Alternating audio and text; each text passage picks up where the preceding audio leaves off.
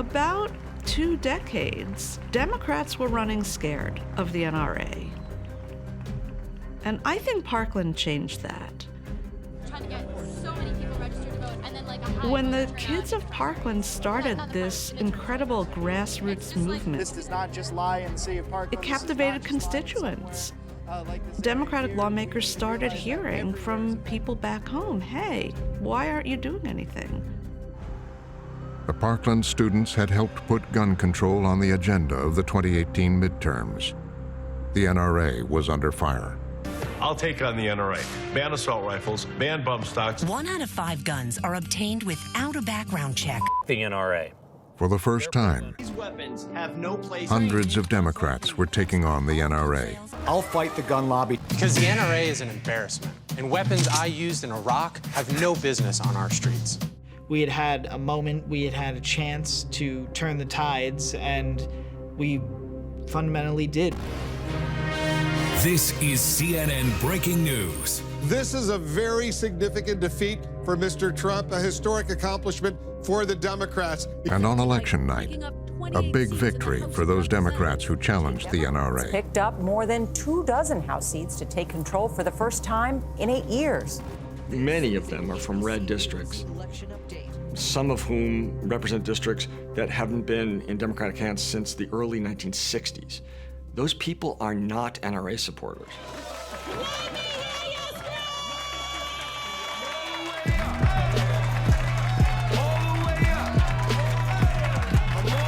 One candidate who won was Letitia James, New York now has a new state attorney general. the New York Attorney General. New York State's top legal official, and Tish James made history. Democrat Letitia Tish James and our nation is at a pivotal moment in history, and we are careening. She immediately turned her sights on the We need an NRA. attorney general who will go after gun manufacturers and the NRA.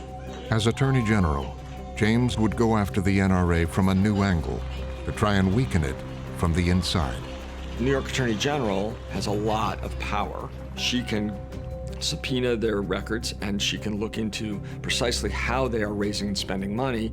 She was going to dig in and see what exactly were they doing, how were they spending their money. The National Rifle Association is under investigation by New York State's Attorney The NRA in crisis, with the New York Attorney General launching an investigation. New York's Attorney General's office has opened an investigation. And so that became a really significant threat to the NRA. $200,000. Then a big break that would feed the investigation.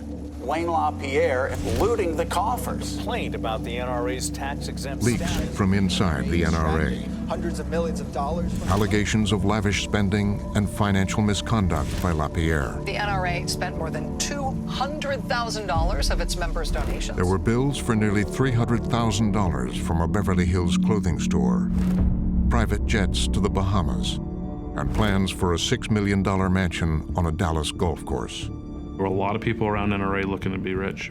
Can't imagine any other nonprofit in the entire country that has a similar mission where people are making so much money. Aaron Davis spent a decade as an NRA fundraiser.